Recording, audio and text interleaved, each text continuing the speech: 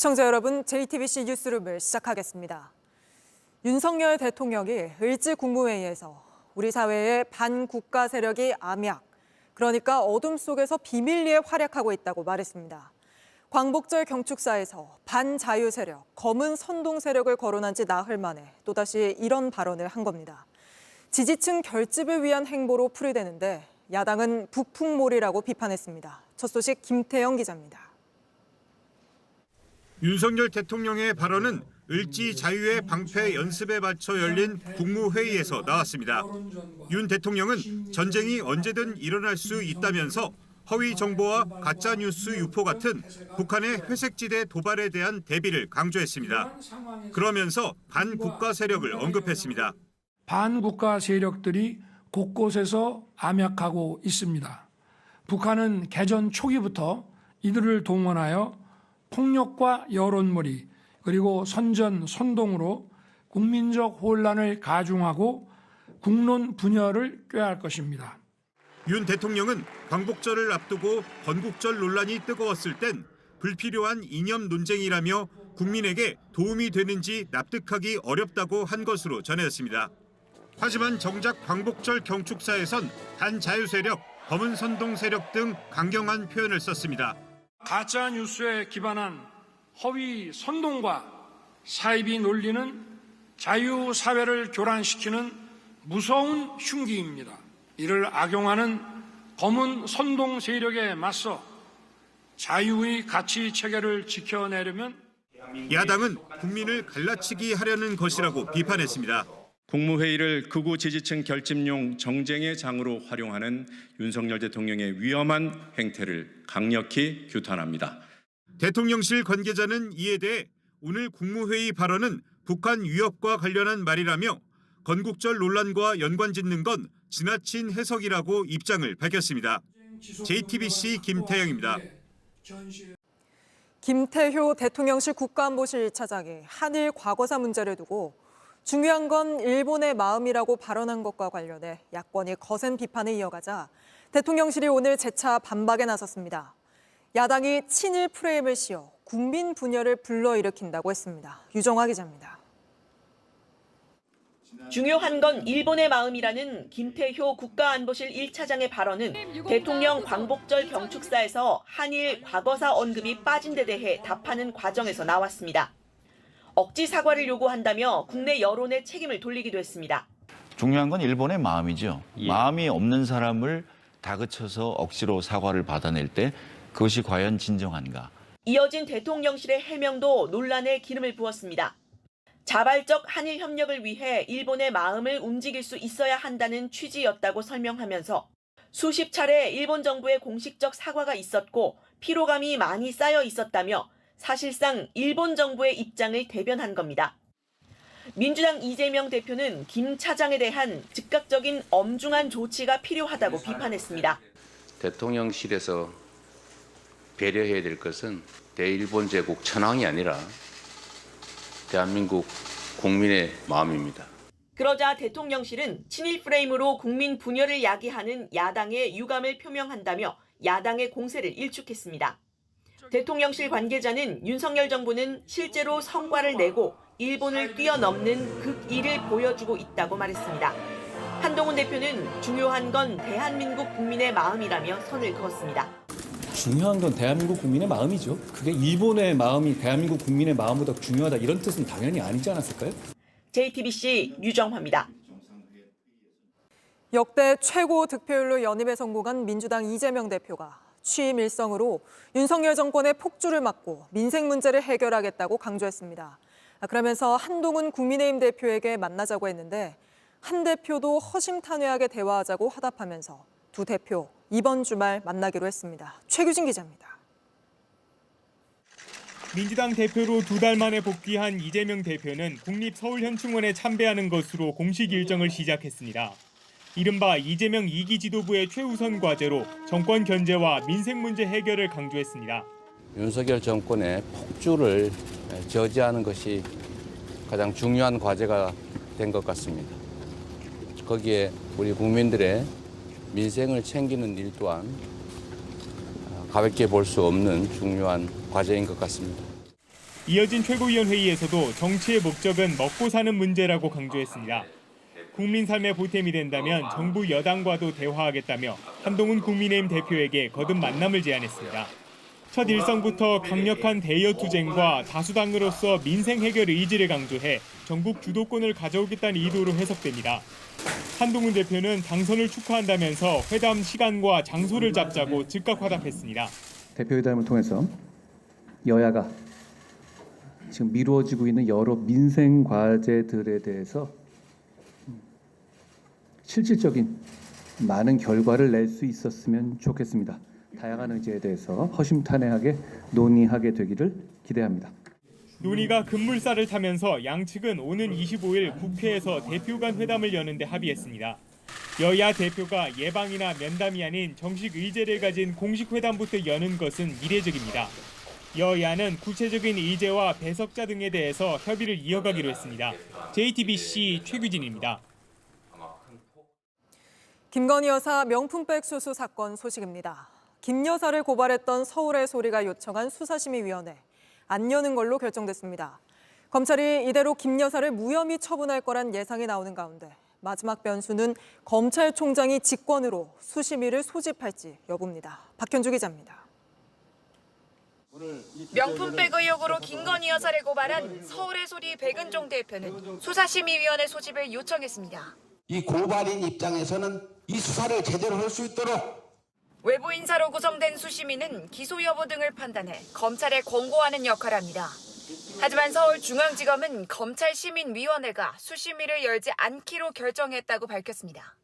피해자나 피의자, 기관 고발인이 아니라 백 대표는 개인 고발인이어서 요청 자격이 없다는 이유입니다. 현재로선 중앙지검이 김 여사를 이대로 무혐의 처분할 거란 예상이 나옵니다. 마지막 변수는 이원석 검찰총장이 직권으로 수심위를 소집할지입니다. 앞으로 남은 수사와 사건 처분에 있어서 헌법에 모든 국민은 법 앞에 평등하다라는 헌법 원칙이 반드시 실현되도록 제 모든 힘을 다하겠습니다. 대검 관계자는 아직 중앙지검으로부터 수사 결과를 보고받지 못해 총장의 입장이 정해지지 않았다고 말했습니다. 앞서 이태원 참사 때도 수사팀이 불기소 의견을 내자 이 총장이 직권으로 수심위를 열면서 김광호 전 서울경찰청장이 재판에 넘겨진 바 있습니다. JTBC 박현주입니다. 최상병 사건 관련해 항명죄로 재판 중인 박정훈 전 해병대 수사단장이 윤석열 대통령에 대한 사실조회를 요청하면서 군사법원에 관심이 집중되고 있습니다. 재판부가 이를 받아들이면 이른바 VIP 경로설 등 6가지 질문이 대통령 측에 전달됩니다. 어떤 질문들이고 또 어떤 의미가 있는 건지 유선희 기자가 짚어드립니다. 박정훈 전 해병대 수사단장 측은 군사법원에 윤석열 대통령에 대한 6가지 사실조회를 요청했습니다. 이른바 VIP 경로설이 불거진 지난해 7월 31일 회의에서 사단장 관련 발언을 했는지, 같은 날 02-800-7070 번호로 직접 이종섭 당시 국방부 장관에게 전화했는지, 사건 이첩 회수가 있었던 8월 2일 개인 휴대전화로 이 전 장관 등과 통화해서 무슨 말을 했는지 등입니다. 사실조회 요청을 군사법원이 받아들여야 하지만 윤 대통령이 이 가운데 하나라도 답변을 한다면 사건 규명에 중요한 단서가 될 수 있습니다. 사실상 윤 대통령에 대한 기초적인 서면 조사가 될 거라는 분석도 나옵니다. 이첩 불유, 이첩 기록 회수, 박정훈 대령에 대한 수사 개시까지 대통령이 직접 지시한 거 아니냐, 이 부분에 대해서 대통령에게 직접 확인을 구하기 위한 것입니다. 박 전 단장 측은 동시에 임기훈 전 국방비서관을 증인으로 신청했습니다. 해병대 수사단이 이 전 장관에게 처음 사건을 보고한 날부터 국방부 조사본부에 재검토를 지시하기 전날까지 통신기록 11개를 근거로 출석을 요구한 겁니다. 임 전 비서관은 지난 2차례 국회 청문회에서 사실상 답변을 거부해왔습니다. 임기훈 증인이 이시윤 증인한테 3번이나 전화통화해서 얘기한 내용은 뭐였습니까? 기억나지 않습니다. 윤 대통령에 대한 사실조회 승인과 임 전 비서관 증인 채택 여부는 다음 달 3일 박 전 단장의 항명혐의 재판 7차 공판에서 결정될 것으로 보입니다. 이 전 장관 측이 이날 재판에 증인 출석 의사를 밝히면서 다음 재판의 중요성은 더욱 커졌습니다. 이 전 장관 측은 고위공직자 범죄수사처가 최근 윤 대통령의 통신 기록을 확보한 것에 대해 잘못된 통화를 한 적이 없기 때문에 아무런 의미가 없을 것이라고 말했습니다. JTBC 유선입니다. 안창호 국가인권위원장 후보자가 장남에게 수십억 원대 서울 강남 아파트를 시세보다 4억 원 정도 싸게 판 걸로 확인됐습니다. 당시 장남은 전세를 끼고 샀는데 그 차액이 10억 원이 넘습니다. 하지만 그 돈을 어떻게 마련했는지는 해명하지 않고 있습니다. 김휘란 기자입니다. 서울 강남의 한 아파트입니다. 안창호 국가인권위원장 후보자는 이 아파트 한 채를 2020년 5월 장남에게 28억 원에 팔았습니다. 당시 해당 아파트의 매매 평균가는 32억 원이었습니다. 시세보다 4억 원 정도 싸게 넘긴 겁니다. 같은 달 안 후보자는 강남 수서동 소재의 신축 아파트를 약 23억 원에 사들여 이사했습니다. 안 후보자 장남은 전세를 주고 지금은 강남의 다른 아파트에 살고 있습니다. 당시 전세 평균가는 13억 원 수준입니다. 전세금을 빼고도 10억 원 넘는 돈이 필요했습니다. 안 후보자가 헌법재판관 재임 마지막 해이던 2018년 신고한 장남의 재산은 현금 7천여만 원이었습니다. 불과 2년 만에 큰 돈이 들어간 건데 지금은 따로 살고 있다는 이유로 해명은 하지 않았습니다. 현행법은 부동산 시가가 10억 원을 넘으면 시가와 실제 매수금 차액이 3억 원이 넘을 경우 증여세 등 관련 세금을 내야 합니다. 안 후보자 측은 청문회에서 자세하게 설명하겠다고만 밝혔습니다. 안 후보자의 인사청문회는 다음 달 3일 열릴 예정입니다. JTBC 김희란입니다. 등교 중이던 여자 중학생을 둔기로 때려 해치려던 남자 고등학생이 살인 미수 혐의로 붙잡혔습니다. 자신을 만나주지 않아 화가 나서 그랬다는 게 이유였는데 경찰은 스토킹 범죄로 보고 있습니다. 이세현 기자입니다. 교복 입은 여학생은 뒤를 돌아보고 몇 걸음 걷다 다시 돌아봅니다. 발걸음을 재촉하면서 또 돌아봅니다. 누군가 따라오고 있습니다. 멀찌감치 아래 위 검은 옷 입은 남성이 뒤를 쫓습니다. 더 빨리 걸어보지만 남성은 뛰어왔습니다. 무차별 폭행이 시작됐습니다. 손에 든 건 둔기, 망치였습니다. 여학생은 머리를 감싸고 폭행을 막아보려 했습니다. 반복해서 때리는 완력에 소용없었습니다. 오늘 오전 8시 15분쯤 경기 안산 한 거리에서 벌어진 장면입니다. 심했지. 그냥 막 얘가 왜 그러세요 하는데도 막. 남학생은 이곳에서 망치로 여학생을 수차례 폭행했습니다. 여학생이 도망치자 30m를 쫓아갔고 이곳에서 인근 가게 주인에게 제압당했습니다. 팔을 잡히고도 손이 살아있으니까는 여자애를 계속 저기. 가해자는 고등학교 2학년 남학생입니다. 지적장애가 있습니다. 여학생이 다니는 중학교를 졸업했는데 서로 안면이 있었습니다. 지난 2월 남학생이 여학생에게 추행당했다며 신고했고 3월에는 여학생 가족에게 스토킹으로 신고당했습니다. 지난달 부모 동의 아래 20일 동안 정신병원에 입원한 뒤 퇴원했습니다. 가지고 있던 가방 안엔 흉기 여러 자루와 유서가 들어있었습니다. 안 만나주니까 범행을 저질렀다. 등교하는 것을 기다렸던 것 같습니다. 여학생은 피를 많이 흘렸지만 생명엔 지장이 없습니다. 경찰은 구속영장을 신청할 방침입니다. JTBC 이세현입니다. 1년 전 서울 신림동에서 처음 본 여성을 살해한 최윤종은 CCTV가 없는 등산로를 범행 장소로 골랐습니다. 이 사건 이후 서울자치구마다 CCTV를 대폭 늘리겠다고 약속했는데 1년이 지난 지금 상황 과연 어떨지 신진 기자가 취재했습니다. 반바지에 슬리퍼 차림의 이 남성. 1년 전 신림동 등산로에서 처음 본 여성을 성폭행하려다 마구 때려 숨지게 한 최윤종입니다. CCTV가 없다는 점을 노렸습니다. 범행 욕구가 자제될 수 있도록 CCTV를 최대한 많이 설치하는 게 일단 필요해 보입니다. 서울시는 지난해 10월 특별교부금 512억 원을 25개 자치구에 내려보냈습니다. 올해 7월 말까지 공원과 등산로에 CCTV 5,500여 대를 설치하라고 했습니다. 최윤종이 범행을 저지른 이 산길에도 CCTV와 비상벨이 설치가 됐습니다. 다른 곳은 어떨까? 최윤종의 범행 장소에서 차로 10분 정도 떨어진 또 다른 자치구의 한 공원입니다. CCTV 확충 계획은 세웠는데 아직까지 한 대도 없습니다. 미로 같은 샛길은 무방비 상태입니다. 장소 선정하는데 조금 애로가 있어가지고 인사철이고 막 그래서 조금 답변자에 바뀌면서 너무.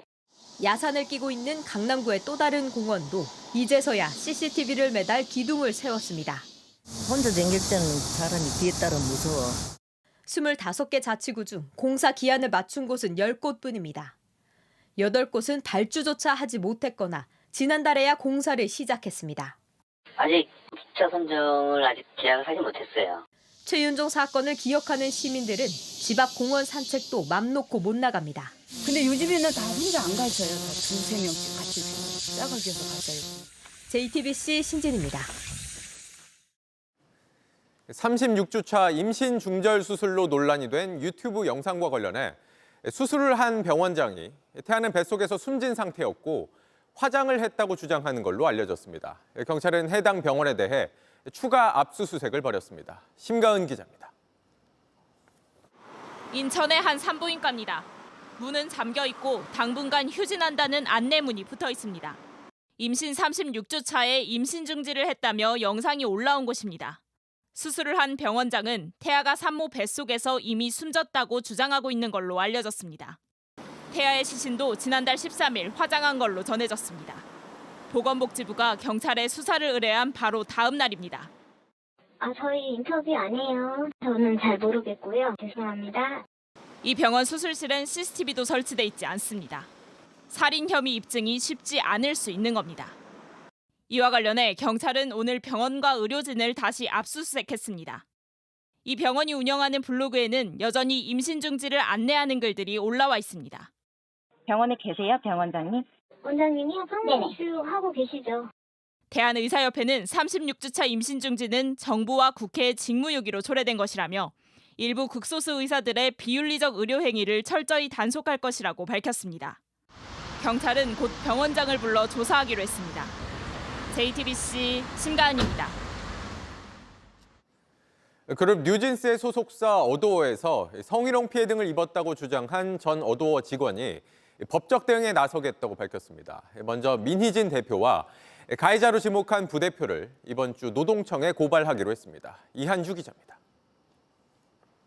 어도어 부대표에게 성희롱 등을 당했다고 주장해온 B씨가 오늘 오전 소셜미디어에 올린 카카오톡 대화 내용입니다. 직접 문장도 써주고 어디에 배치할지도 알려줍니다. B씨의 업무 능력이 문제였다는 부분을 강조하라고 합니다. B씨가 직장 내 괴롭힘 등으로 부대표 A씨를 신고한 뒤 A씨와 민희진 대표가 나눈 대화입니다. 민 대표는 사적 대화였다고 했습니다. 하지만 B씨는 A씨가 하이브 인사팀에 보낸 소명서에 민 대표 지시가 거의 그대로 반영됐다고 반박했습니다.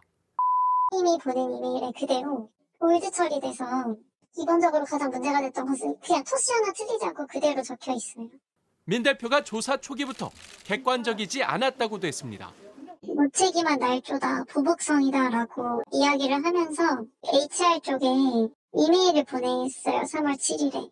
대표자가 이렇게 중립을 지키지 않고 본인이 직접 조사에 개입하면 안 되거든요. A씨는 민 대표를 노동청에 신고하기로 했습니다. 이에 대해 민 대표 측은 성희롱에 대한 인사팀 조사가 명확한 근거에 의해야 한다고 의견을 낸 것이며 조사 주체는 하이브였고 민 대표는 조사 과정에 일체 개입할 여지가 없었다고 반박했습니다. 하이브 측은 어도어 이사회 차원에서 제3의 조사 기관에 의뢰하는 방안 등 재조사 방안을 검토 중인 것으로 안다고 밝혔습니다. JTBC 이한주입니다. 구속 상태로 재판을 받고 있는 가수 김호중 씨가 자신에게 적용된 혐의를 모두 인정한다고 밝혔습니다. 그러나 여기에 정작 음주운전 혐의는 빠져 있습니다. 술을 마시고 운전했지만 얼마나 마셨는지 수사기관이 입증하지 못한 탓입니다. 여도현 기자입니다. 가수 김호중 씨는 지난 5월 서울 강남구에서 술을 마시고 운전을 하다 사고를 냈습니다. 김 씨는 현장에서 도망쳐 경기도 인근 호텔에서 술을 더 마신 것도 모자라 매니저에게 대신 자수해달라고도 했습니다. 소속사는 차량 블랙박스 메모리 칩을 없앴습니다. 김 씨는 사건 열흘 만에 범행을 인정했지만 구속됐습니다. 혐의 어떻게 소명하셨습니까? 죄송합니다. 반성하겠습니다. 김 씨에게 적용된 혐의는 위험 운전과 도주 등입니다. 정확한 음주 수치 추정이 어려워 음주운전 혐의는 빠졌습니다. 김 씨와 합의한 피해 택시 기사는 지난 7월 천처를 부탁하는 탄원서도 냈습니다. 형사재판에서 형량을 정할 때 피해자와의 합의는 중요한 고려사항입니다. 오늘 법정에서 김 씨는 수의 대신 검은색 양복을 입은 채 내내 고개를 푹 숙였습니다. 김 씨 측 변호인은 공소 사실을 모두 인정한다고 밝혔습니다. 김 씨의 구속기간은 10월까지 연장됐고 피고인 신문 등 법정에서 사실관계를 다투지 않아 재판은 다음 달 30일 종결됩니다. 이때 검찰의 구형과 피고인의 최후 변론이 나오고 선고일이 정해집니다. 통상 한 달 뒤로 잡히는 점을 고려하면 10월 말쯤 선고가 될 것으로 보입니다. JTBC 여도현입니다. 전기차 화재에 대한 공포 어느 때보다 커졌죠. 그동안 숫자만 늘리는데 급급했을 뿐 안전대책은 부족했다는 지적이 많았는데 최근 급격히 늘어난 전기버스 역시 그렇습니다. 전기버스 10대 중 4대는 중국산인 상황인데 이 소식은 이자연 기자가 취재했습니다. 소방관들이 소화액을 퍼붓는 차, 전기버스입니다. 배터리에서 시작된 불을 완전히 끄는데 7시간 반이 걸렸습니다. 1월에 여기 버스, 전기차 버스 불 한 번 났었잖아요. 근데 원행에다가 거의 안 나고 충전에다가 가. 그러려니 하고 넘겼던 사고. 인천 아파트 주차장 전기차 화재 이후 걱정이 커졌습니다.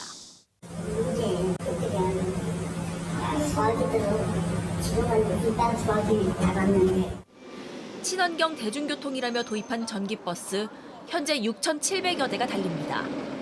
그중 40%는 통상 우리나라보다 낮은 안전기준에 따라 제작되는 중국산입니다. 국산에 비해 2억 원까지 저렴한 데다 국산은 물량도 부족해 중국산 전기버스는 더 많아질 전망입니다. 그런데 차 초보가 안 되니까 차가 생산에 대해서 나와야 되잖아요. 뭐 중국차라도 빼야 되니까. 차를 모는 기사도 승객들도 불안할 수밖에 없습니다. 옆에 있으면은 좀 불안하긴 한 것 같아요. 열받거나 그러면은 혹시 모르니까 아무래도. 지난 5년간 전기차 보조금 예산은 5,400억 원에서 1조 7천억 원으로 3배 이상 늘었습니다. 안전관리 관련 예산은 16억 원 느는 데 그쳤습니다. 보급만 늘리려 할 일이 아니란 목소리가 높습니다. JTBC 이자연입니다. 올해 처음으로 우리나라에 직접 영향을 미치는 태풍 종다리가 북상하고 있습니다. 보통 태풍이 지나고 나면 기온이 떨어지곤 했는데 이번엔 좀 다를 걸로 예상됩니다. 오히려 밤낮 없이 더위를 부채질할 걸로 보이는데 왜 그런지 성화선 기자가 짚어드립니다. 강풍에 가로수는 쓰러졌고 전신주는 맥없이 부러졌습니다. 최악의 폭염으로 알려졌던 지난 2018년 8월 태풍 쏠릭이 지나간 흔적입니다. 태풍이 관통했던 당시 서울 최고 기온은 37도를 넘어섰습니다. 하지만 태풍이 빠져나간 이후 닷새 뒤 최고 기온이 12도 넘게 떨어지며 점차 가을로 접어들었습니다. 올해 비슷한 시기에 제9호 태풍 종다리가 접근하고 있습니다. 하지만 쏠릭처럼 더위를 식히기에는 역부족입니다. 태풍 쏠릭이 강하게 발달해 우리나라를 통과함으로써 북쪽의 찬 공기를 끌어내리면서 더위를 식혀줬었는데요. 이번 태풍 같은 경우에는 태풍의 세력도 강하지 않고 태풍 종다리는 내일과 모레 제주와 남부지방에 최대 100mm 이상 많은 비를 뿌리겠습니다. 충청권과 경상권은 각각 최대 50에서 60mm의 비가 내리겠습니다. 다만 따뜻한 고기압이 버티고 있어 세력을 키우진 못하고 곧바로 약화할 것으로 예상됩니다. 대신 폭염과 열대야를 더 부추길 전망입니다. 태풍이 뜨거운 수증기를 몰고 오는 데다가 북태평양 고기압이 확장하면서 고온 다습한 바람이 유입되기 때문입니다. 특히 밤 기온은 더 올라갈 수 있습니다. 비가 오면서 늘어난 수증기가 열을 붙잡아 밤 기온이 떨어지는 것을 막기 때문입니다. 예년엔 처서가 지나면 북쪽에서 차고 건조한 공기가 내려와 기온을 떨어뜨렸지만 올해는 8월 말까지 30도가 넘는 더위가 예보됐습니다. JTBC 성화선입니다. 이렇게 올여름 폭염은 이어지는데 비다운 비는 안 내리면서 가뭄 우려가 커지고 있습니다. 강원도에서는 저수지가 말라가고 제주에서는 당근이 싹을 틔우지 못했습니다. 조승현 기자입니다. 강릉 수돗물 원수의 90% 공급하는 오봉저수지에 문제가 생겼습니다. 저수지 가장자리부터 물이 마르면서 허연 바닥이 드러났습니다. 저수지에 물이 가득 찼을 때 만들어진 물자국은 이곳에서 10m 이상 높은 곳에 남아 있습니다. 1,430만 톤 물을 가둘 수 있는데 지금은 500만 톤 뿐입니다. 올여름 긴 폭염에 비는 안 왔기 때문입니다. 올해 강릉에 내린 비의 양은 617mm, 평년에 비해 160mm 넘게 모자랍니다. 이달엔 딱 0.7mm 내렸습니다. 하루 10만 톤 쓰던 농업용수부터 줄이기 시작했습니다. 2일 급수에 2일 단수하는 격일 급수 체제로 지금 운영을 하고 있습니다. 벼가 있고 가을 배추 심을 시기에 물이 부족해졌습니다. 배가 마르시오. 마르고 쌀맛이 없지, 밥맛이. 쌀이 제대로 여물지 못하지. 하지만 이대로 20일 정도 더 가물면 마시고 씻을 생활용수도 부족해 일단 아끼고 봐야 합니다. 제주 상황도 비슷합니다. 지난달 초부터 뿌린 당근 씨앗이 대부분 싹을 틔우지 못했습니다. 긴 더위와 가뭄, 지난주 잠깐 내린 비론 부족합니다. 이 땅이 흠박하기 싫이 비가 오게 되면 한 3일간 붙여놔 와주면은 되는 씨가 세워지는데 경안형은 씨 세우지를 못해요. 내일부터 비 소식은 있지만 이걸로 충분한 해갈이 될진 알 수 없습니다. JTBC 조승현입니다. 지난주 학교 급식실에서 에어컨을 설치하던 20대 청년이 열사병으로 숨졌다는 소식 전해드렸습니다. 유족은 아들이 쓰러진 뒤 땡볕 아래 방치됐고 약 50분 뒤에야 119 신고가 이뤄졌다고 억울함을 호소했습니다. 정진명 기자입니다. 학교 화단에 쓰러져 있는 남성, 그늘이 아닌 땡볕 아래입니다. 급식실에서 에어컨 설치 작업을 하던 27살 양모 씨입니다. 이날 이 지역 최고 기온은 35도였습니다. 오후 4시 40분쯤 처음 이상 증세를 호소했습니다. 어지럽고 토할 것 같다고 했습니다. 밖에서 토한 뒤 급식실로 들어왔다가 다시 나가 쓰러졌습니다. 구토를 한 다음에 지그재그 방향으로 뒤틀리면서 학교 내에 있는 교단에 가서 쓰러지는 모습이 나와 있습니다. 현장엔 동료 2명이 있었습니다. 쓰러진 모습을 촬영해 회사에 보고했습니다. 하지만 회사도 동료들도 소방에 신고하지 않았습니다. 30분 가까이 지난 오후 5시 9분 회사 관계자는 양 씨 어머니에게 연락했습니다. 아들이 이상하니 데려가라고 했습니다. 결국 소방에 신고한 시각은 오후 5시 28분이었습니다. 쓰러진 지 50분 가까이 되도록 방치된 겁니다. 저희가 체온 측정했을 때 고온으로 측정 불가라고요. 병원으로 옮긴 양 씨는 결국 숨졌습니다. 오후 7시 34분 쓰러진 지 3시간이 채 안 됐습니다. 아들을 찍을 시간에 119에 신고만 했어도 불쌍한 우리 아들은 지금 제 앞에서 웃고 있을 겁니다. 유족은 고용업체와 담당 팀장, 원청인 삼성전자를 경찰과 노동청에 고발했습니다. JTBC 정진명입니다. 편의점에서 열사병으로 의식을 잃었는데도 받아줄 병원이 없어 응급실 뺑뺑이를 돌다 끝내 숨지는 이런 일이 끊이질 않고 있습니다. 결국 소방대원들이 구급차에서 죽어가는 국민을 언제까지 방치할 거냐, 대책을 세워달라 처음으로 공개 성명을 냈습니다. 정영재 기자입니다. 한 남성이 편의점에서 음료수를 꺼내다 그대로 쓰러집니다. 소방이 출동해 들것에 실어 나갑니다. 열사병 증세에 체온이 40도 넘은 40대 기초생활수급자입니다. 병원 선정 전에 14군데 정도 병원에 연락을 돌렸는데 수용이 불가능하다고 해서 병상에 눕기까지 1시간이 넘게 걸렸고 결국 숨을 거뒀습니다. 이런 응급실 뺑뺑이 하루 이틀 일이 아닙니다. 10통, 20통씩 전화를 하거든요. 네, 솔직히 한 코로나 때부터 이런 일이 비일배재하고 있었거든요. 지난해 병원에 1시간 넘어 도착한 환자는 2019년보다 2배 늘었습니다. 올해 2월 전공이 집단 사직 이후 사정이 더 나빠졌습니다. 상황을 직접 겪고 있는 소방대원들, 오늘 처음 공개 성명을 냈습니다. 올해 상반기 응급실 뺑뺑이로 숨진 사람이 벌써 지난해 전체보다 많은데 정부가 손을 놓고 있다는 겁니다. 병원들이 불법적인 이유로 이송을 거부하고 있다고 했습니다. 저희 관내 그 구급차냐고 먼저 물어보고 아니면 좀 거절하는 경우가 많아요. 소방노조는 정당하지 않은 이송 거부 사례를 조사하고 구급대에 병원 선정 권한을 달라고 요구했습니다. JTBC 정영재입니다. 정부와 지자체 예산을 받아 학교 현장에서 마약 예방 교육을 하는 공공기관이 있습니다. 그런데 예산을 더 받겠다고 학생 수가 많은 학교만 골라 우선 강의를 해주고 소규모 학교는 무시했다는 논란이 불거졌습니다. 이혜원 기자가 취재했습니다. 식약처 산하 기타 공공기관인 경기도 마약퇴치운동본부가 지난 3월 모집한 마약 예방 연극 2년급 교육입니다. 선착순으로 모집한 이 교육 과정은 도내 학교 경쟁률이 3대 1이었습니다. 그런데 접수 내역을 입수해보니 해당 본부가 특정 학교만 골라 선택한 정황이 확인됐습니다. 학생 인원이 20명에서 60명 사이인 학교들은 15번째 이내로 신청했는데도 모두 반려했습니다. 반면 200명 이상 학교들은 뒤늦게 신청했어도 승인했습니다. 이런 식으로 40곳 넘는 학교가 당초 모집과 달리 떨어졌습니다. 쟤 진짜 빨리 했거든요. 근거를 공개를 해라. 이건 자기들 의무가 아니라는 거예요. 나라에서 돈을 받아서 운영을 했고 학생들이 교육 권한을 위해서 위탁을 한 건데 그러시면 안 되죠. 일부 학교들은 일찍 신청하며 교육받을 기회가 적으니 강의를 부탁드린다고 썼지만 소용없었습니다. 저희 다 소규모 학교라 다 모아도 그 명수는 안 나오거든요. 사실 저희에겐 기회가 없다는 뜻이니까.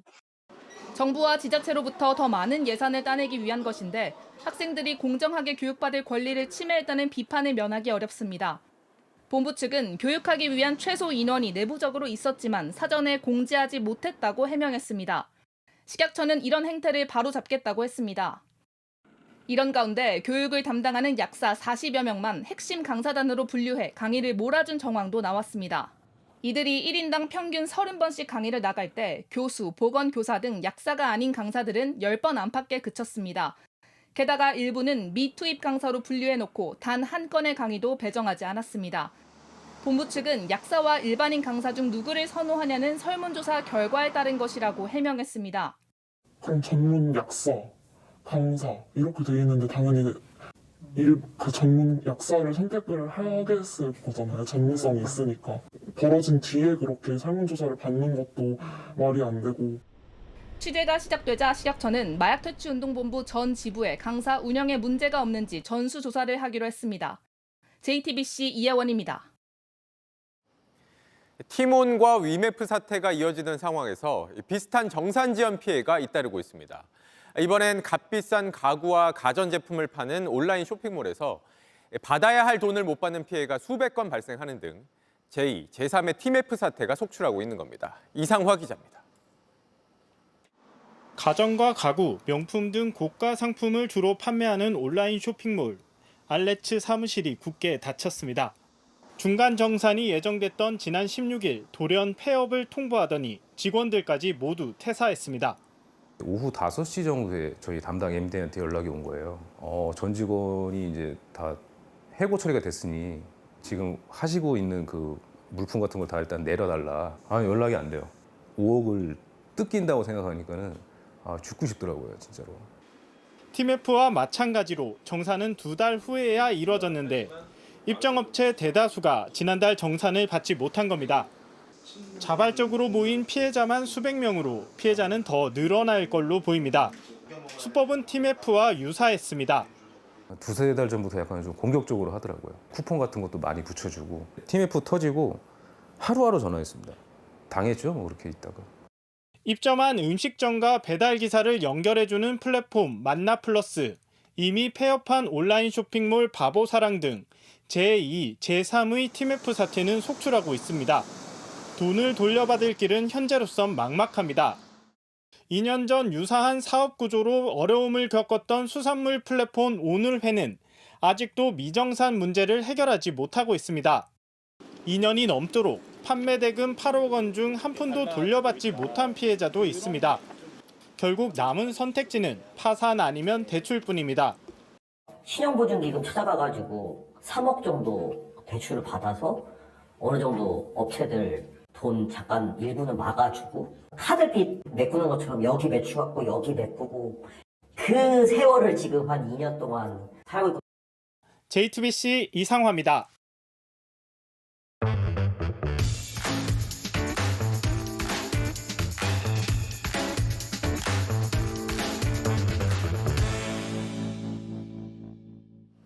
네, 돌아온 비하인드 뉴스 시간입니다. 이성대 기자와 함께하겠습니다. 바로 볼까요? 첫 번째 기사 보겠습니다. 절친까지 등판. 자, 지금 윤 대통령의 멘토라고 불렸던 이종찬 광복회장이 김영석 독립기념관장 임명과 또 이에 대해서 건국절 의혹 반발하고 있는 이 반발이 이어지고 있는 가운데 자, 이종찬 회장의 아들이자 윤 대통령의 절친으로 알려진 이철우 연세대 교수도 비판 대열에 동참했습니다. 자, 오늘 한 언론 인터뷰에서 자, 과거에는 그렇지 않았는데 지금 보니까 대통령 주위에 이상한 역사의식을 부추기는 이들이 있는 것 같다 이런 인터뷰를 했습니다. 네, 절친이라고 한때 불렸지만 뭐 이렇게 지적을 한 거군요. 그렇습니다. 특히 이 인터뷰에서 일본을 대하는 현 정권의 태도를 또 강하게 비판을 했습니다. 지금 보시는 것처럼 일본과의 관계 개선 중요하죠. 당연히 중요한데 그럼에도 불구하고 일본의 비위를 맞추며 무슨 조치를 해주기를 기대하는 선의에 기대하는 것은 구걸, 불종에 불과하다 이렇게 강하게 이야기를 했습니다. 또 홍준표 대구시장도 비판 대열에 가세했는데요. 오늘 자신의 SNS에 뜬금없는 건국절 논란을 일으켜서 국론 분열을 일으키는 이 상황이 이해가 되지 않는다. 또 추가로 임시정부를 인정하지 않으면 먼저 정부를 세운 북한의 정통성 문제 논란이 생길 수 있다. 이런 식으로 비판 대열에 합류했습니다. 네, 근데 홍 시장 과거에는 좀 다른 주장을 하지 않았었습니까? 그렇습니다. 원래 홍준표 시장 지난 정권에서는 이른바 1919년 임시정부 건국은 좌파들의 주장이라면서 이른바 1948, 1948년 건국절을 뉴라이트와 비슷한 주장의 그 입장을 있었습니다. 자, 먼저 들어보시죠. 남한 정부의 정통성, 한국 정부의 정통성을 부인하기 위해서 1919년도 상해 임시정부 수립 위해서 건국절을 하자 이렇게 한가 아닌가. 자, 이런 홍준표 시장도 지금 보면은 입장이 180도 바뀌었다 이렇게 볼 수 있는 것이죠. 자, 실제 오늘 자신의 SNS에 자신의 생각이 자유한국당 때와는 달라졌다 이렇게 고백하기도 했습니다. 네, 알겠습니다. 바로 다음 이슈도 이어서 볼까요? 자, 두 번째 이슈 가겠습니다. 자, 국민의힘의 한다르크. 자, 보통 정치권에서는 잔다르크라는 비유 상당히 많이 있습니다. 네. 많이 나오죠. 몇 가지 가져와 봤습니다. 자, 추미애, 추다르크.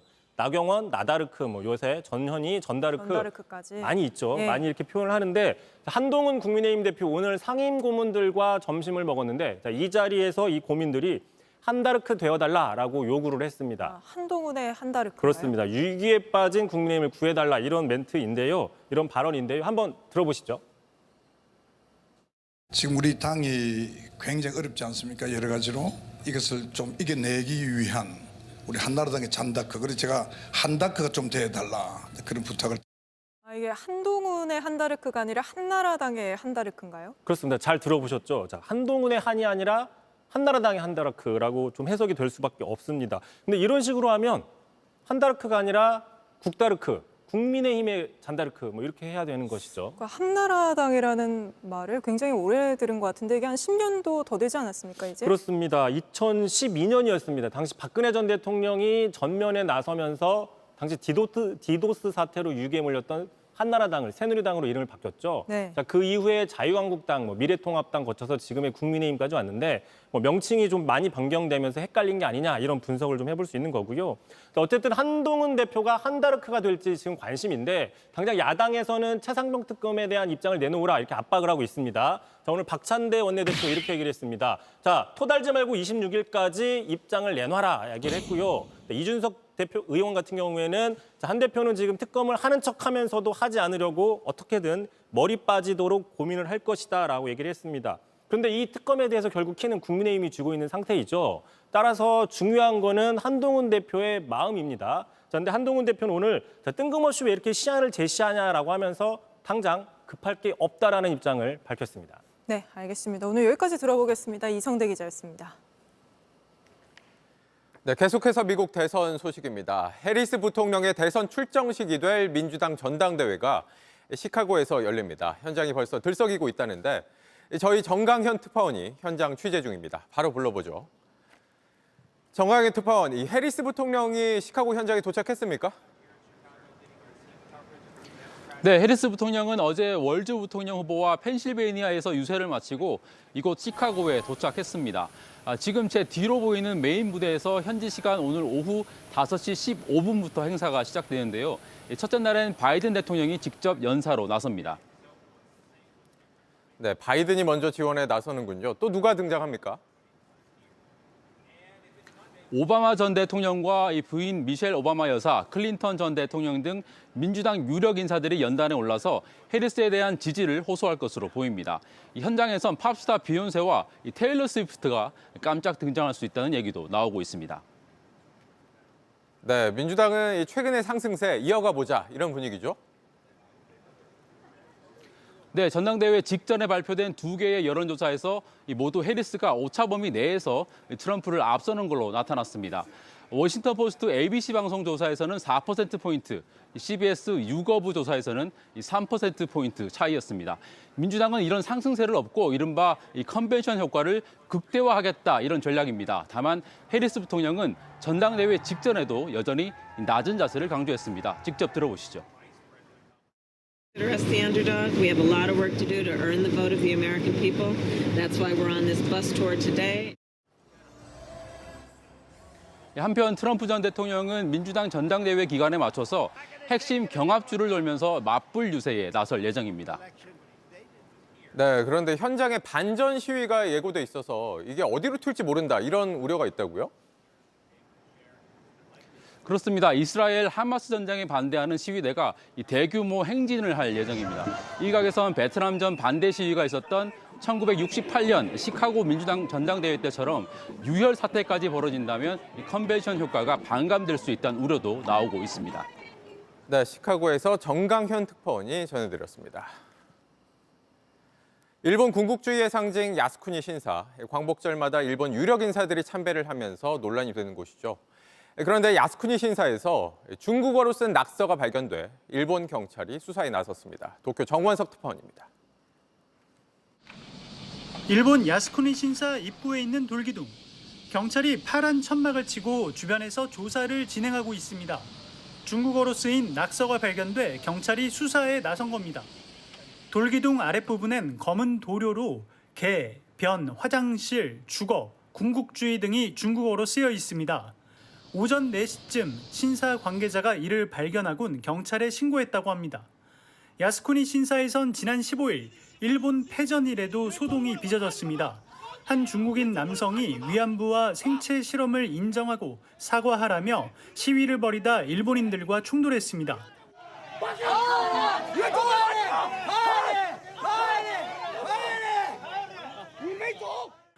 야스쿠니 신사 돌기둥 낙서 테러는 이번이 처음이 아닙니다. 지난 5월 31일에는 한 남성이 돌기둥에 소변을 본 뒤 영어로 화장실이라 적었습니다. 당시 낙서를 한 중국 남성은 이 과정을 영상으로 찍어 중국 소셜미디어에 올리기도 했습니다. 해당 사건은 중국에서 큰 화제가 됐습니다. 强调的是，靖国神社是日本军国主义对外发动侵略战争的精神工具和象征。 도쿄에서 JTBC 정원석입니다.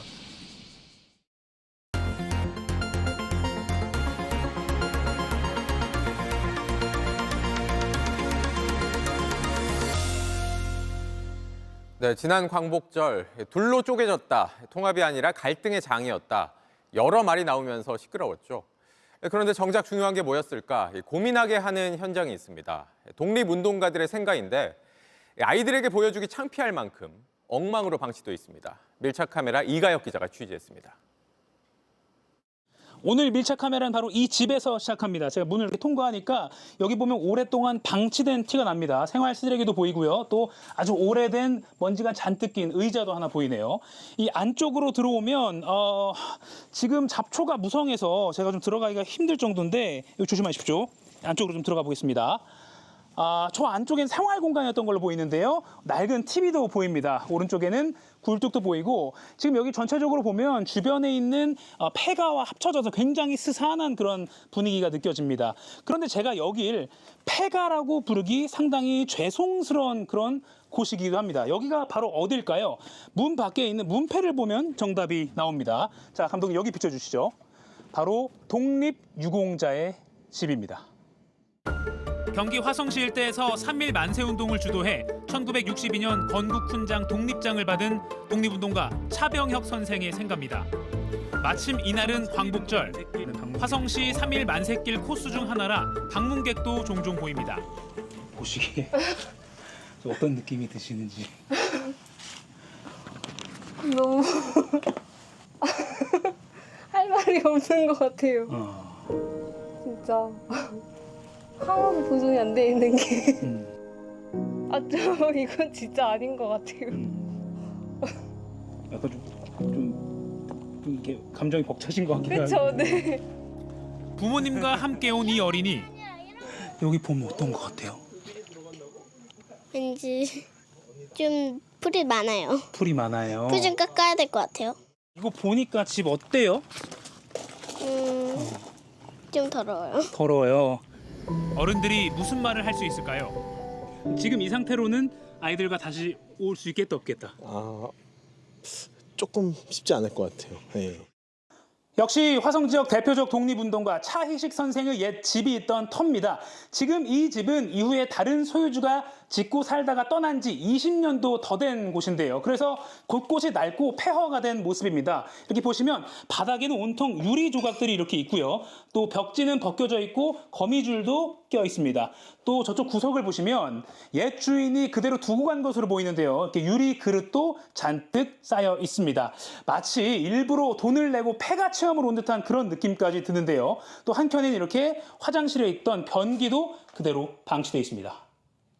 화성시청은 이곳들이 등록 문화재가 아니고 사유지라 관리에 한계가 있다는 입장. 문화재가 등록이 돼 있었다면 문화재니까 제가 관리를 했을 텐데 일단 저희가 사유지를 가지고 저희가 요청하신 사항이 있을 때마다 제가 최소한으로만 제가 해드렸을 거예요. 취재가 시작되자 화성시청은 후손들과 소통을 늘리고 관리에 힘쓰겠다고 밝혔습니다. 더 당황스러운 경우도 있습니다. 경기도 고양시 행주산성 역사공원 한켠에는 이렇게 이 지역 대표적인 독립운동가인 동암 장효근 선생 업적을 기리는 안내문이 있습니다. 민족 정신을 후대에 길이 전하기 위해서 고양시에서 세웠다라고 문구도 있는데 보면 생가 안내문입니다. 정확히는요. 생가 글씨 밑에 사진과 또 주소까지 있는데요. 이 근처라고 합니다. 안내문부터 이렇게 나뭇가지가 잔뜩 걸쳐 있어서 좀 불안하긴 한데 생가가 어떤 상황인지 직접 찾아가 보도록 하겠습니다. 여기 지금 낭떠러집니다. 조심하세요. 여기 좀 지붕 보인다, 지붕. 1990년 건국 훈장 애족장이 추서된 독립운동가의 생가라는 걸 알 길이 없습니다. 공원에 자기 고장의 독립운동가라고 홍보 표지판까지 세웠는데 그리고 주소까지도 친절하게 적어놨는데 그 주소대로 찾아와 보니까 지금 이런 상황인 거예요. 고양시청 담당 부서는 아예 존재조차 모르는 분위기입니다. 아까 죄송한데 어디 생각터요? 네, 독립운동하셨던 장효근 선생이라고. 장효근 선생, 이 고양시에 있나 보죠? 현재 국가보훈부가 직접 관리하고 있는 독립운동가 생가는 전국에 47곳뿐. 지자체까지 외면하면 대부분 고령인 후손들은 어떤 지원 제도가 있는지 제대로 안내도 받지 못한 채 그냥 떠맡게 되는 겁니다. 윤석열 대통령은 이번 광복절 경축사에서 우리의 광복은 자유를 향한 투쟁의 결실이었다고 말했습니다. 이 표현 그대로 빌려서 끝내 좀 해보죠. 자유를 향한 그 투쟁을 벌인 적지 않은 독립영웅의 삶의 발자취, 흔적은 지금 이렇습니다. 밀착 카메라 이가혁입니다.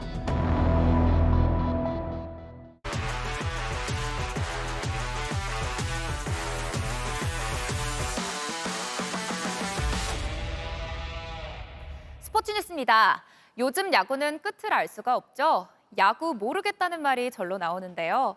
야구 예능을 통해 세상에 알려졌다 프로 지명을 받고 2군으로 오가다 인생 경기를 풀어낸 롯데 정현수 선수의 얘기도 그렇습니다. 조소희 기자입니다. 2달 전까지만 해도 이대호에게 홈런을 맞던 이름도 잘 알려지지 않은 조현이었습니다. 그런데 지금은 다릅니다. 선발로 나선 이민석이 흔들려 3회를 다 채우지 못하고 물러나자 기회가 찾아왔습니다. 바로 정현수의 시간이 열렸습니다. 탈삼진 쇼가 펼쳐졌습니다. 키움이 자랑하는 타선인 김혜성, 송성문, 최주환 라인도 침묵했습니다. 시속 140km 초반대 직구, 시속 130km대 변화구를 던져 누구나 쉽게 칠 것이라 생각했지만 헛방망이 질이 이어졌습니다. 특히 날선 커브가 돋보였는데 구대성 해설위원은 류현진을 뛰어넘는 커브라고 칭찬했습니다. 정현수는 3.1이닝을 소화하며 48개 공을 던져 7개의 탈삼진으로 한 점도 내주지 않았습니다. 데뷔 첫 홀드 기록도 챙겼습니다. 야구 예능 프로그램을 통해 세상에 알려졌고 프로 지명을 받아 고향팀 롯데로 갔지만 정현수는 2군에 머무는 시간이 길었습니다. 1군에 올라오면 기회가 주어져도 흔들리곤 했습니다. 내야수 최항의 부상으로 우연히 4번째로 콜업된 경기, 뜻하지 않게 찾아온 무대에서 가장 정현수다운 모습이 나왔습니다. 신인 정현수가 버텨준 덕에 롯데는 전준우의 끝내기 홈런으로 짜릿한 승리까지 낚았습니다. 이제 5위와 2경기 반차. 롯데 팬들은 가을 야구에 대한 희망을 이야기하기 시작했습니다. JTBC 조소입니다. 8월의 K리그도 온통 드라마입니다. 긴 부상 끝에 돌아와 마지막에 가장 절실했을 순간에 만든 전북 권창훈 선수의 골도 설마 했는데 기막힌 역전승으로 선두 자리를 지킨 강원의 질주도 정말 눈부셨습니다. 오선민 기자입니다. 1대1 무승부로 끝날 것 같았던 후반 추가 시간 9분. 전북 권창훈이 페널티 박스 왼쪽 모서리에서 골문 앞으로 올려준 공이 마술을 부리듯 골키퍼 키를 넘겨 골문 구석으로 빨려 들어갑니다. 어떻게 설명을 할 수 없는 궤적이 나왔어요. 절묘한 포물선을 그리며 역전 결승골로 연결된 이 장면으로 그라운드엔 포효와 눈물이 뒤섞였습니다. 그냥 정확히 올려야지 했는데 그냥 골대로 들어가더라고요. 부상으로 483일 만에 복귀한 경기. 뒤늦은 전북 데뷔전은 권창훈에게 인생골을 선물했습니다. 제가 겪었던 애들이 그냥 딱 스쳐가서 순간적으로. 리그 최하위 전북과 강등권 전쟁을 벌이고 있는 대전도 축구장을 극장으로 바꿔놨습니다. 경기 종료 10초를 남겨두고 대전의 마지막 세트피스 상황. 프리킥볼을 인천 골키퍼가 쳐내는 과정에서 수비와 충돌하며 떨어뜨렸고 외국인 선수 구택이 발리슛으로 연결해 골망을 흔들었습니다.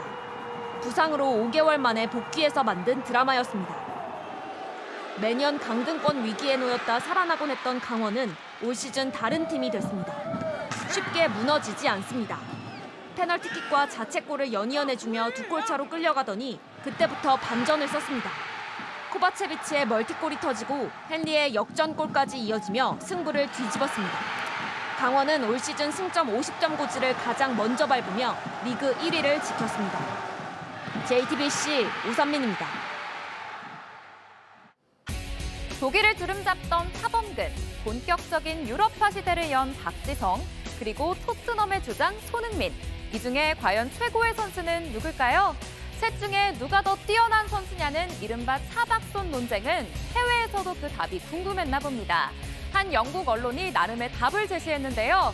일단 손흥민을 첫 번째로 꼽았습니다. 그 이유로는 문전에서의 파괴적인 효율성과 리더십을 드러내요. 두 번째로는 차범근을 뽑았습니다. 한국 선수가 유럽 무대에서 활약할 길을 닦은 선구자라는 평가를 내렸고요. 그 다음으로는 박지성의 이름을 올렸는데 유럽에서 가장 꾸준한 활약을 보여준 선수라고 소개했습니다. 각 시대를 주름잡던 우리 축구 레전드들을 향한 영국 언론의 시선 어떤가요? 그 평가를 듣다 보니 차박손 논쟁의 답 더 모르겠는데요. 역대 가장 어린 나이에 30홈런 30도루를 읽어낸 기아의 김도영 선수. 그런데 손에 든 건 방망이가 아니라 글러브네요. 투수처럼 공도 척척 잘 던집니다. LA 다저스의 오타니처럼 투타를 겸업하는 이도류를 꿈꾸는 걸까요? 어제 갑작스러운 폭우로 경기가 잠시 중단되면서 불펜에서 몸을 푸는 김도영의 모습이 포착됐는데요. 이런 뜻밖의 장면을 팬들에게 선물해줬습니다. 지금까지 홈런 31개, 도루 34개로 펄펄 날고 있는 김도영 선수. 앞으로는 또 어떤 모습을 보여줄지 기대하게 됩니다.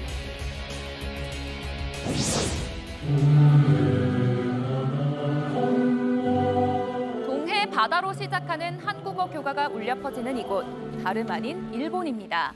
일본의 한국계 민족학교인 교토국제고등학교인데요. 제일동포들의 힘으로 1947년에 세워진 이 학교의 야구단이 여름 고시엔이라고 불리는 전국 고교 야구 선수권 대회에서 4강 고지에 올랐습니다. 3년 전 아쉽게 패한 상대를 다시 만나서 4대0 완승을 거뒀네요. 이 학교 야구단이 고시엔 4강에 진출한 건 2021년에 이어서 3년 만입니다. 야구로 전국을 제패하겠다는 교토국제고등학교. 이틀 뒤 열리는 4강에서도 승리해서 한국어 교가가 고시엔 구장에 울려 퍼지길 기대해봅니다.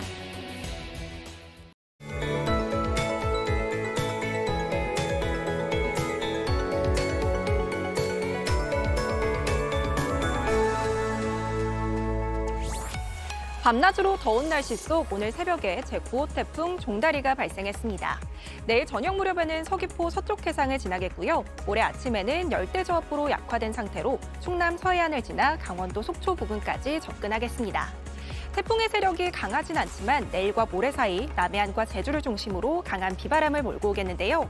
많은 곳은 100mm 이상의 폭우가 쏟아지겠고요. 전남과 제주 해안에는 태풍특보도 발표될 수 있겠습니다. 모레에는 중부지방에도 비가 확대되겠습니다. 이번 비가 더위를 식혀주진 못하겠는데요. 내일은 서울이 36도까지 올라 폭염의 절정을 보이겠고요. 이후에는 기온이 조금 떨어지긴 하겠지만 여전히 30도를 웃도는 더위가 계속되겠습니다. 비가 늦게 시작되는 중부와 전북, 경북 지역은 내일 소나기가 지나겠습니다. 최저기온은 대부분 25도를 넘어서겠고요. 전국적인 폭염특보도 계속되고 있는데요. 한낮 기온은 서울과 대전이 36도까지 오르겠습니다. 절기처서인 목요일 이후에도 열대야 기록을 나날이 경신하겠습니다. 날씨였습니다. 뉴스룸 저희가 준비한 소식은 여기까지입니다. 시청해주신 여러분 고맙습니다.